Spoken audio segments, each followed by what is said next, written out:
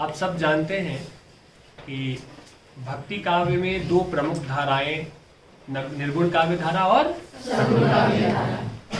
निर्गुण काव्य धारा की भी दो शाखाएं कौन कौन? ज्ञानाश्रयी और सगुण काव्य धारा की दो शाखाएं कौन कौन? और कृष्ण भक्ति काव्य धारा। आज हम बात करेंगे सगुण काव्य धारा की एक महत्वपूर्ण शाखा जिसे हम कृष्ण काव्य धारा के नाम से जानते हैं। नाम से ही स्पष्ट है कृष्ण काव्य, तो जो तात्पर्य है कि जिस काव्य के केंद्र में कृष्ण है, कृष्ण की लीला है, कृष्ण की भक्ति है, कृष्ण के प्रति उनके भक्तों का प्रेम है। तो कृष्ण काव्य धारा की जो मूल भाव भूमि है वह कृष्ण के प्रति प्रेम है, कृष्ण के प्रति भक्ति है, कृष्ण के प्रति जो आराधना है, कृष्ण के प्रति जो समर्पण है भक्तों का, उसको लेकर के बहुत विशद ढंग से काव्य लेखन का काम भक्ति काल के सगुण काव्य धारा की शाखा कृष्ण काव्य धारा के अंतर्गत हुआ, जिसमें बड़े बड़े महान कवि हुए, सूरदास हुए, मीरा हुई, रसखान हुए। लेकिन कृष्ण का जो आरंभिक रूप है वह इसके बहुत पहले से भी देखने को मिलता है। ऐसा कहा जाता है कि ऋग्वेद का नाम सुना है आपने ना? कि ऋग्वेद का जो अष्टम और दशम मंडल है वहां कृष्ण की चर्चा मिलती है, और यह भी कहा जाता है कि अष्टम और दशम मंडल के जो सूक्त हैं उसकी रचना भी स्वयं भगवान कृष्ण ने की है, ये बात कही जाती है। उसके आगे आप बढ़ते हैं तो फिर आप महाभारत हो, श्रीमद् भगवद गीता हो या पुराण हो, इन सभी रचनाओं में कृष्ण के भिन्न भिन्न रूपों की चर्चा देखने को मिलती है। ठीक है, आप सब मालूम है कि कितने सारे रूप हैं उनके, क्या क्या कारनामे हैं उनके। पूर्ण ब्रह्म का अवतार माना गया है भगवान कृष्ण को। इस सृष्टि में अगर कोई पूर्ण स्वरूप हुआ है तो वो कृष्ण हुए हैं। तो आप देखें कि महाभारत, गीता और पुराण, उसके अलावा आप आगे बढ़ जाए तो संस्कृत काव्य, प्राकृत, अपभ्रंश, इन सभी भाषाओं में कृष्ण के भिन्न भिन्न रूपों की चर्चा मिलती है। कृष्ण के भिन्न भिन्न रूपों पे कवियों ने अपनी लेखनी चलाई है। अगर हम पुराणों की बात करें तो वहां मूल रूप से कृष्ण के दो रूप दिखाई देते हैं, एक ऐश्वर्यमय कृष्ण और दूसरा माधुर्यमय कृष्ण। ऐश्वर्यमय कृष्ण में कृष्ण का वह रूप आता है जिसमें वह राक्षसों का संहार करते हैं, दानवों को मारते हैं और लोगों की रक्षा करते हैं, यह ऐश्वर्यमय कृष्ण का रूप है। और दूसरा जो माधुर्यमय कृष्ण का रूप है, उस माधुर्यमय कृष्ण के रूप के अंतर्गत वह अपने भक्तों के साथ प्रेम व्यापार करते हुए नजर आते हैं, गोपियों के साथ रास रचाते हुए नजर आते हैं, भिन्न भिन्न प्रकार की लीलाएं करते हुए नजर आते हैं। तो इस तरह कृष्ण के दो रूप पुराणों में देखने को मिलते हैं। लेकिन आप अगर सिर्फ हिंदी साहित्य की बात करें तो हिंदी साहित्य में ये बात सच है कि भक्ति काव्य के सगुण काव्य धारा के अंतर्गत कृष्ण भक्ति काव्य शाखा में कृष्ण की बहुत चर्चा है। कृष्ण के प्रेम पर, कृष्ण की माधुर्य पर, वात्सल्य पर, उनकी बाल लीलाओं पर, उनके सौंदर्य पर ढेर सारा काव्य लिखा गया है, ढेर सारी रचनाएं की गई है। लेकिन यह यहीं तक सीमित नहीं है। रीति काल के कवियों ने भी कृष्ण को संबोधित करते हुए कविताएं लिखी हैं। घनानंद जैसे महत्वपूर्ण कवि की कविताओं में भी कई बार लगता है कि वह प्रेमिका को नहीं बल्कि कृष्ण को संबोधित करते हुए कविताएं लिख रहे हैं। आगे आप बढ़ेंगे तो भारतेंदु हरिश्चंद्र आधुनिक काल के कवि हैं, उनकी कविताओं में भी कृष्ण के रूप देखने को मिलते हैं। यहाँ तक कि द्विवेदी युग में, महावीर प्रसाद द्विवेदी के समय में जो द्विवेदी युग था, उस द्विवेदी युगीन कवियों ने भी कृष्ण को आधार बनाकर रचनाएं लिखी। हिंदी साहित्य का पहला महाकाव्य जो लिखा गया अयोध्या सिंह उपाध्याय हरिऔध द्वारा, उस महाकाव्य का नाम था प्रिय प्रवास, और वह प्रिय प्रवास भी कृष्ण को केंद्र रख करके लिखा गया है। तो आप ये देखें कि कृष्ण एक समकालीन विषय के तौर पे हमेशा मौजूद रहे हैं। उनके तमाम सारे रूपों की चर्चा, उनके जो संदेश थे उनकी चर्चा, महाभारत को केंद्र में रखकर नरेंद्र कोहली ने आधुनिक समय में ही एक बड़ा उपन्यास लिखा, महासमर, जिसमें कृष्ण की चर्चा है। तो कृष्ण हमारी भारतीय जीवन पद्धति, भारतीय समाज में एक ऐसे रूप के तौर पे विद्यमान है जो हमेशा चर्चा में, साहित्य के केंद्र में बने रहते हैं। उनको लेकर के साहित्य रचा जाता रहा है, लिखा जाता रहा है, निरंतर बातचीत होती रही है और आज भी वह प्रक्रिया निरंतर जारी है। जारी है ना। लेकिन अभी हमारी जो बातचीत होनी है वह इस कृष्ण काव्य धारा के ऊपर होनी है, जो भक्ति काल के सगुण काव्य धारा की एक शाखा मानी जाती है। तो पहले हम यह जानने की कोशिश करेंगे कि यह जो कृष्ण काव्य धारा है इसके ऊपर दार्शनिक प्रभाव किसका है, किन दार्शनिक प्रभावों में कृष्ण काव्य धारा का आगमन हुआ भक्ति काल में। आप सब यह जानते हैं कि प्रारंभ में ही मैंने आपको जो मूल दार्शनिक सिद्धांत थे, जिन दार्शनिक सिद्धांतों का प्रभाव देखने को मिलता है भक्ति काल की कविता पे, उसकी चर्चा की है। चाहे वो अद्वैतवाद हो, चाहे वो विशिष्टाद्वैतवाद हो, चाहे वह शुद्धाद्वैतवाद हो, सबकी चर्चा हुई है ना।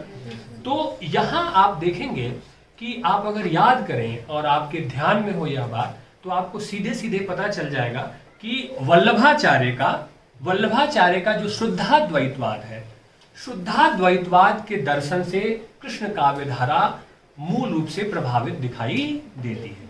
अब आप याद करें कि शुद्धाद्वैतवाद क्या कहता है। कि शुद्धाद्वैतवाद जो वल्लभाचार्य का सिद्धांत है या जो दर्शन है, उसकी मूल मान्यता क्या है। वह निर्गुण ब्रह्म का विरोध करता है। वह कहता है कि निर्गुण ब्रह्म के प्रति हम अपनी भक्ति और प्रेम कैसे प्रकट कर सकते हैं। और शुद्धाद्वैतवाद में यह माना गया है कि ब्रह्म और ईश्वर दोनों क्या हैं, एक ही हैं। और साथ ही साथ भगवान श्री कृष्ण जो है वह पूर्ण ब्रह्म के अवतार माने गए हैं। अब आपको समझ में आया किसका प्रभाव है, यहाँ पे दिख रहा है ना। श्री कृष्ण को पूर्ण ब्रह्म का अवतार माना है शुद्धाद्वैतवाद के दर्शन में। जो वल्लभाचार्य थे वह विष्णु का जो सगुण अवतार है, उस विष्णु के एक अवतार भगवान श्री कृष्ण भी माने गए हैं, उनकी भक्ति में विश्वास करते हैं। आप सबको मालूम होगा कि हमारे वेदांतों में, हमारे शास्त्रों में विष्णु के मूल रूप से 10 अवतार माने गए हैं। और उन 10 अवतारों में एक अवतार भगवान कृष्ण का है और एक अवतार भगवान राम का है। ठीक है, तो उनका यह मानना था कि सगुण रूप है विष्णु का, वह है कृष्ण, और उसी की भक्ति में वो विश्वास करते हैं। आप याद करें कि इसी शुद्धाद्वैतवाद सिद्धांत के दौरान मैंने आपको यह एक बात भी बताई थी कि वल्लभाचार्य के मिलने से पहले सूरदास जी जो थे वह दास से भक्ति करते थे, बताया था आपको। ठीक है, लेकिन जब वल्लभाचार्य की उनसे मुलाकात हुई तो वल्लभाचार्य ने क्या कहा, सूर हुए के काहे घिघियात है। ठीक है, और उसके बाद जो सूरदास जो थे वह कृष्ण की माधुर्य भक्ति में लीन हो गए और कृष्ण की माधुर्य भक्ति की ओर प्रवृत्त हुए। और इस तरह से बाल लीला और सौंदर्य वर्णन और कृष्ण की माधुर्य भक्ति से संबंधित कितनी सारी कविताएं सूरदास ने लिखी। ठीक है, तो ये वल्लभाचार्य का प्रभाव है। और वल्लभाचार्य का यह दो दर्शन है शुद्धाद्वैतवाद, यह दर्शन भक्ति का एक विशेष मार्ग बना जो आगे चलकर पुष्टि मार्ग कहलाया, जिसके बारे में भी मैंने आपको बताया कि पुष्टि मार्ग यह मानता है, पुष्टि मार्ग की यह मान्यता है कि पोषणम तदनुग्रह, कि अनुग्रह से ही, प्रेम से ही ईश्वर की प्राप्ति की जा सकती है। आई बात समझ में। तो पुष्टि मार्ग का यह मानना था कि ईश्वर के अनुग्रह से ही, ईश्वर के प्रति प्रेम से ही भक्ति की प्राप्ति की जा सकती है। ठीक है, इसमें किसी भी प्रकार के साधन या कर्म कांड की आवश्यकता नहीं है। प्रेम ही वह तत्व है, अनुग्रह ही वह तत्व है जिसके माध्यम से ईश्वर को पाया जा सकता है। आगे चलकर वल्लभाचार्य के जो पुत्र हुए उनका नाम था विट्ठलनाथ। क्या नाम था उनका? विट्ठलनाथ। तो कृष्ण भक्ति शाखा के कुछ विशिष्ट कवियों को धार्मिक रूप से व्यवस्थित करने के लिए विट्ठलनाथ ने अष्टछाप की स्थापना की। क्या की? अष्टछाप। और यह स्थापना की 1565 ईस्वी में अष्टछाप की स्थापना की, जिसमें उन्होंने 8 कवियों को लिया। कितने कवियों को लिया? 8 कवियों को। और इन 8 कवियों में 4 कवि जो थे वो वल्लभाचार्य के शिष्य थे और 4 कवि जो थे वो विट्ठलनाथ के शिष्य थे। और विट्ठलनाथ कौन थे बच्चे? वल्लभाचार्य के पुत्र थे। ठीक है, और ये अष्टछाप के कवियों को मूलतः हम कृष्ण काव्य धारा के प्रमुख कवियों में स्थान देते हैं। और ये अष्टछाप के कवि कौन कौन हुए? ये थे सूरदास, कुंभनदास, परमानंद दास और कृष्णदास। ठीक है, 4 प्रारंभ के कवि हुए और 4 अंत के जो कवि हुए चित स्वामी, गोविंद स्वामी, चतुर्भुज दास और नंददास। ये कुल 8 कवियों को अष्टछाप का कवि कहा जाता है। परीक्षा में यह प्रश्न बार बार पूछता है, विकल्प आपको दे देता है और पूछा जाता है कि इनमें से कौन से कवि अष्टछाप के कवि है। तो यह आपको ध्यान में रखना है। तो ये तो अष्टछाप के कवि हुए, प्रमुख कवि। और उसके अलावा इसी काव्य धारा में दो और बहुत महत्वपूर्ण नाम जुड़ जाते हैं। वो नाम है रसखान और मीराबाई का। ठीक है, आप सबको मालूम हुआ कि मीरा की जो भक्ति थी कृष्ण के प्रति, मीरा का जो अन्यतम प्रेम था कृष्ण के प्रति, वह उनकी कविताओं के बहाने से जब हम देखते हैं तो यह आश्चर्य होता है कि क्या प्रेम किया था किसी स्त्री ने उस छलिया कृष्ण को। ठीक है, और इतना पूर्ण व्यक्तित्व कृष्ण का कि दो अलग अलग युगों की दो अलग अलग कन्याओं ने उन्हें प्रेम किया। ठीक है, राधा ने भी किया और मीरा ने भी किया। आप गीत भी सुनते हैं, एक राधा एक मीरा, दोनों ने श्याम को चाहा, अंतर क्या दोनों की प्रीत में, चाह में बोलो। कि राधा एक मीरा, दोनों ने श्याम को चाहा, अंतर क्या दोनों की प्रीत में बोलो। एक प्रेम दीवानी, एक दरस दीवानी। तो कृष्ण काव्य धारा पर मूल प्रभाव वल्लभाचार्य के किस दर्शन का है? शुद्धाद्वैतवाद। और आगे चलकर वह शुद्धाद्वैतवाद का वह जो दर्शन था भक्ति का एक मार्ग बना, जिसे हम पुष्टि मार्ग के नाम से जानते हैं। पुष्टि मार्ग के संस्थापक कौन थे? विट्ठलनाथ। कब स्थापना की थी? 1565 में। विट्ठलनाथ कौन थे? वल्लभाचार्य के पुत्र थे। अष्टछाप कवियों में कुल कितने कवि हैं? 8 कवि, जिसमें 4 कवि वल्लभाचार्य के शिष्य हैं और 4 कवि विट्ठलनाथ के शिष्य हैं। तो मूल रूप से कृष्ण काव्य धारा पर जो दर्शन, जो सिद्धांत जिसने अपना प्रभाव डाला, वह सिद्धांत था वल्लभाचार्य का शुद्धाद्वैतवाद। हालांकि इसके ऊपर द्वैतवाद और द्वैताद्वैतवाद का भी प्रभाव देखने को मिलता है, लेकिन ज्यादातर प्रभाव जो है वह, अधिकांश प्रभाव जो है वह शुद्धाद्वैतवाद का है। यही जो शुद्धाद्वैतवाद का प्रभाव है, उस प्रभाव के कारण गोपियां क्या कहती हैं? निर्गुण ब्रह्म को नकार देती हैं और कहती हैं निर्गुण कौन देश को वासी। हम तो जानते ही नहीं कि निर्गुण किस देश में रहता है, कहाँ का रहने वाला है, निर्गुण ब्रह्म कौन है। हम तो अपने कृष्ण को जानते हैं। उद्धव जब आते हैं संदेश देने गोपियों को, तो गोपियां क्या कहती हैं? उद्धव मन न भये 10-20, एक हुतो सो गयो श्याम संग, को अवराधो ईस। उद्धव मन न भये 10-20। हे उद्धव, आप हमें जो निर्गुण ज्ञान का जो उपदेश दे रहे हैं, हमारे पास कोई 10-20 मन नहीं है, एक ही मन है, और वह मन कृष्ण के प्रेम में रंगा जा चुका है। इसलिए आपके निर्गुण ज्ञान का कोई प्रभाव हमारे ऊपर पड़ने वाला नहीं है। तो इस तरह का एक गहरा प्रभाव आप देखेंगे यहाँ शुद्धाद्वैतवाद का देखने को मिलता है। इसी दर्शन का यह प्रभाव है कि इस धारा के जो कवि हैं वो कर्म मार्ग, ज्ञान मार्ग और योग मार्ग की अपेक्षा कृष्ण के प्रेम पर आधारित जो भक्ति है उस पर अपना बल देते हैं। यानी कि कृष्ण काव्य धारा की कविता की जो मूल विषय वस्तु है वह कृष्ण के प्रेम पर आधारित है। उसमें उनकी लीलाओं का वर्णन है, वात्सल्य वर्णन है, कृष्ण के प्रति जो भक्ति है उसका वर्णन है। लेकिन ये सारे जो विषय वस्तु है वह केंद्र में आकर सीधे सीधे भगवान कृष्ण से जुड़ते हुए दिखाई देते हैं। आगे बात समझ में स्पष्ट है। अब हम कृष्ण काव्य धारा की जो भावगत विशेषताएं हैं, क्या क्या भावगत विशेषताएं, उस पर हम बातचीत कर लेते हैं। अभी तो हमने ये देख लिया कि कृष्ण काव्य धारा पर किस दर्शन का प्रभाव है, समझ गए ना आप विस्तार से। अब हम जानेंगे कि कृष्ण काव्य धारा की जो कविता है उस कविता की अंतर वस्तु क्या है, या कृष्ण काव्य धारा की जो कविताएं हैं उसमें कौन कौन से विषय वस्तु है प्रमुखता से जो देखने को मिलते हैं, क्या क्या उनकी भावगत विशेषताएं हैं। तो पहली जो विशेषता है भावगत विशेषता, उसमें पहला जो बिंदु आता है वह है निर्गुण ब्रह्म का विरोध। ठीक है, कृष्ण काव्य धारा के जो कवि हैं उनकी कविताओं में निर्गुण ब्रह्म का विरोध किया गया है। गोपियां कहती हैं, ठीक है, उद्धव से गोपियां कहती हैं कि हमें निर्गुण ज्ञान का उपदेश समझ में नहीं आता है, और बहुत तार्किक ढंग से वह निर्गुण ब्रह्म की जो बात है, निर्गुण ज्ञान का जो उपदेश है, उस उपदेश का वो खंडन करती हैं। वो कहती हैं कि हमारा प्रेम का आलम भगवान कृष्ण ही है और उस प्रेम को हम, उस भक्ति को हम कृष्ण में ही समर्पित करते हैं।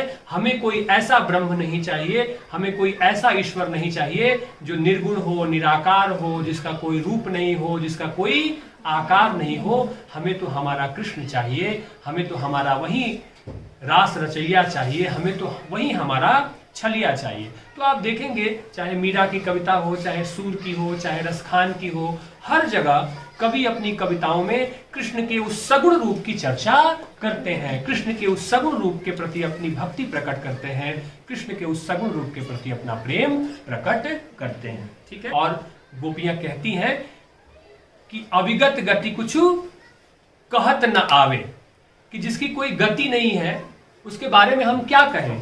आगे कहा रूप रेख गुण जाति जुगत बिनु निरालंब कित धावे, कि जिसका न रूप है, न कोई गुण है, न कोई आकृति है, उसको लेकर हम कहां जाएं, उसके लिए हम कहां भटकते फिरें।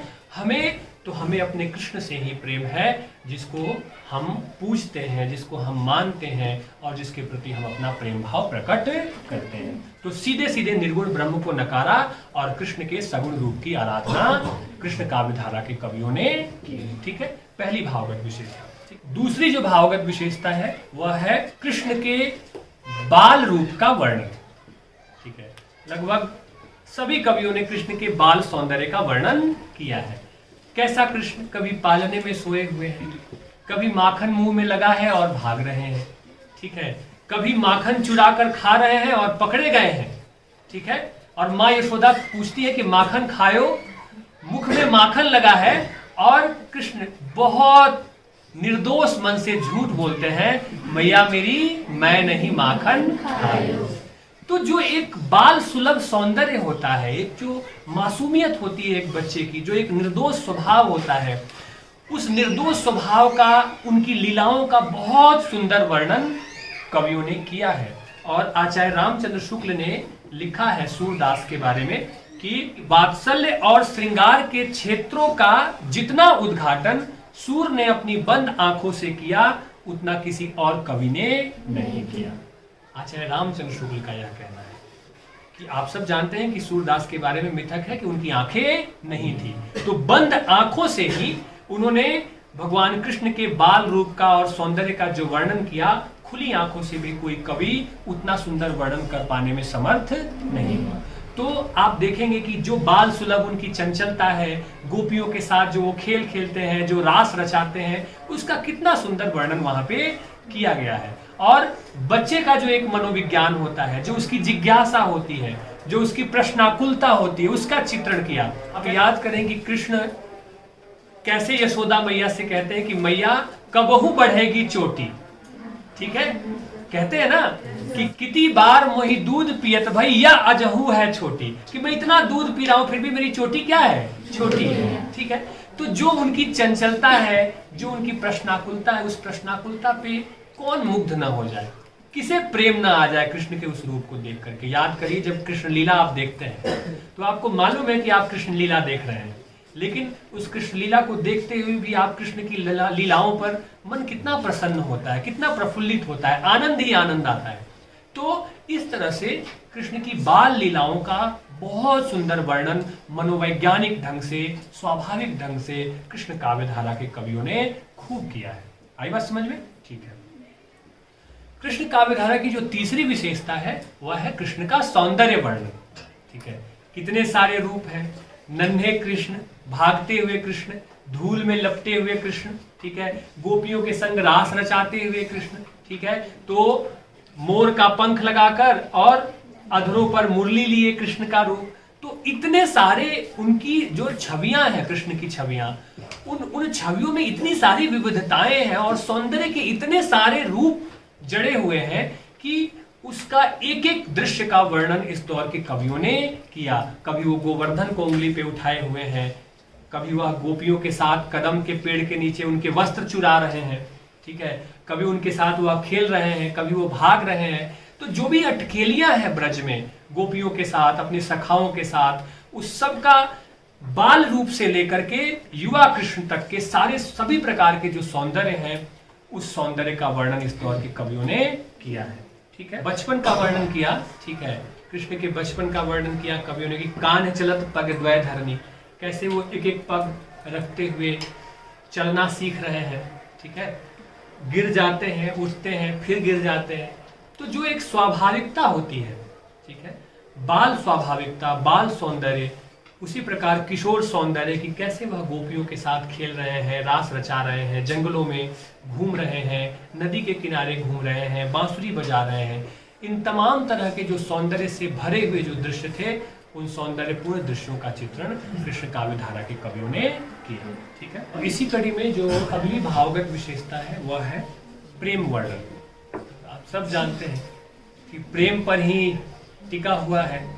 भक्ति काव्य धारा का मूल आधार क्या है? प्रेम। ठीक है, चाहे वो इश्क मजाजी से इश्क हकीकी की बात हो, चाहे वह कबीर की बात हो कि ढाई आखर प्रेम का पढ़े सो पंडित हो। ठीक है, लेकिन यहाँ जो कृष्ण काव्य धारा के कवियों में जो प्रेम का वर्णन हुआ है वो बहुत ही जनतांत्रिक प्रेम है। जनतांत्रिक प्रेम से मतलब यह है कि सभी को कृष्ण से प्रेम करने की आजादी है।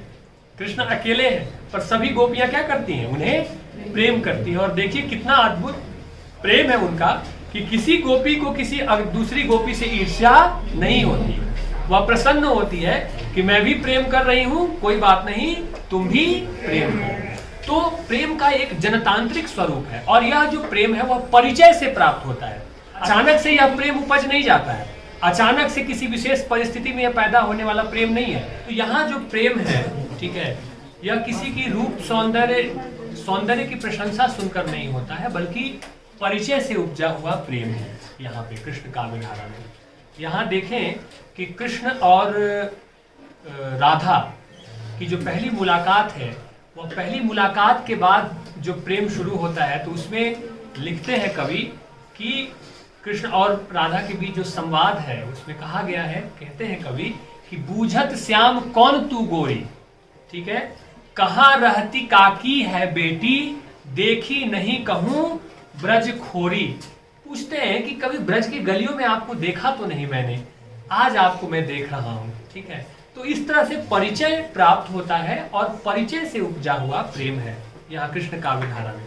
ठीक है, और साथ ही साथ इनका यह जो प्रेम है वो बहुत ही उदात्त प्रेम है, बहुत ही महान प्रेम है, समर्पित प्रेम है एक दूसरे के प्रति। आप देखें कि कृष्ण जब दूर चले जाते हैं तो गोपियां कितनी व्याकुल हो जाती है, पूरा ब्रज व्याकुल हो जाता है, सब उनके लिए रोने लगते हैं। ठीक है, उनके आने की सब प्रतीक्षा करते हैं। तो इस तरह का प्रेम, इतना सात्विक प्रेम, इतना सुंदर प्रेम कि सब कृष्ण को प्रेम कर रहे हैं और कृष्ण सबको प्रेम कर रहे हैं।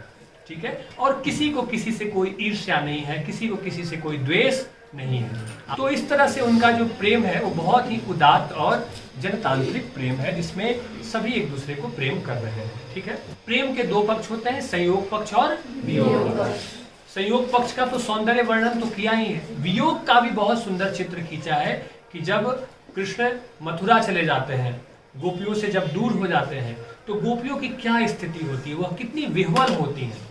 ठीक है, कोसती भी है कृष्ण को, नाराजगी भी जाहिर करती है उस कृष्ण के प्रति, उलाहना भी देती है, लेकिन कृष्ण के बगैर उनसे एक पल रहा भी नहीं जाता है। और वो कहती हैं, ठीक है, उनकी जो पीड़ा है उसका बहुत त्रासद चित्रण सूरदास ने किया है, और गोपियों को सपने में भी वह विरह की पीड़ा जो है वह सता रही है। और वो कहती है कि हमको सपने हूं मैं सोच, जादिन ते बहुरे नंद, नंदन तादिन ते या पोच। कहने का मतलब है कि गोपियां कहती हैं कि जब से नंद नंदन हमसे दूर गए हैं, तब से सपने में भी हमें विरह की पीड़ा क्या है, होती है।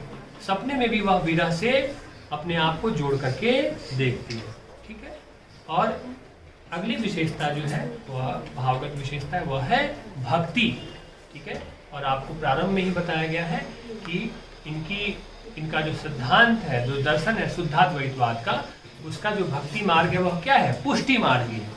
पुष्टि मार्ग की भक्ति है, जिसमें कहा गया है कि पोषणम तद अनुग्रह, कि ईश्वर के प्रति जो अनुराग है, जो प्रेम है, उसी प्रेम के रास्ते से ईश्वर को या ईश्वर की भक्ति को पाया जा सकता है। यह भी ये मानते हैं कि भक्त को अपना सब कुछ विसर्जित करके ही, सब कुछ समर्पित करके ही भगवान को पाया जा सकता है। कि भक्त जब अपना सब कुछ विसर्जित कर देता है, सब कुछ समर्पित कर देता है, तब उसे भगवान की प्राप्ति हो जाती है। ठीक है। और भक्ति को अपना लेने के बाद भक्त का ध्यान भी स्वयं भगवान ही रखते हैं। ठीक है। और इसमें अनुग्रह ही सब कुछ है, प्रेम ही सब कुछ है, जिस आधार पर भक्ति को पाया जा सकता है। और कवियों ने कहा कि जापर दीनानाथ धरे, सोई कुलीन बड़ो सुंदर, सोई जापर कृपा करें। कि जिसके ऊपर भगवान की कृपा हो जाए वही कुलीन है, वही सबसे ज्यादा सुंदर होता है। ठीक है। तो इस प्रकार आप देखें कि इनकी जो भावगत विशेषताएं हैं उसमें क्या क्या आ गया। निर्गुण ब्रह्म का विरोध आ गया, बाल लीलाओं का वर्णन आ गया। ठीक है। सौंदर्य वर्णन आ गया, प्रेम के दोनों पक्षों संयोग और वियोग का वर्णन आ गया, और भक्ति आ गई। ठीक है। ये इनकी भावगत विशेषताएं हो गई। जहां तक कृष्ण काव्यधारा की शिल्पगत विशेषताओं की बात है तो इनकी जो भाषा है वह ब्रज भाषा है। सभी कवियों ने ब्रज भाषा का प्रयोग अधिकतम किया है। हालांकि मीरा की कविताओं में कुछ राजस्थानी बोलियां भी देखने को मिलती हैं, लेकिन कृष्ण काव्यधारा की जो मूल भाषा है वह भाषा ब्रज भाषा है। और ब्रज भाषा की मधुरता, ब्रज भाषा का जो मूल स्वभाव है वह है माधुरी, वह बहुत ही मीठी भाषा होती है। ठीक है। और इस ब्रज भाषा ने इतना अधिक गहरा प्रभाव जमाया कि रीति काल के कवियों ने भी आगे चलकर इसी ब्रज भाषा का प्रयोग अपनी कविताओं के लिए किया। ठीक है। जहां तक छंद की बात है तो दोहा, कवित्त और सवैया छंद, इस कृष्ण काव्य धारा के कवियों ने अधिक प्रयोग उसका किया। ठीक है। और इनकी जो शैली है उसमें मुक्तक शैली भी है और गेय शैली भी है, दोनों का प्रयोग इन्होंने किया है। ठीक है। अलंकारों की जहां तक बात करें तो उपमा अलंकार, रूपक अलंकार और अतिशयोक्ति अलंकारों का प्रयोग किया गया है। जो प्रतीक गढ़े हैं, ठीक है, वो प्रतीक में गोपियां जो है वो आत्मा का प्रतीक है, और जो कृष्ण है वह परमात्मा या ब्रह्म के प्रतीक है। ठीक है।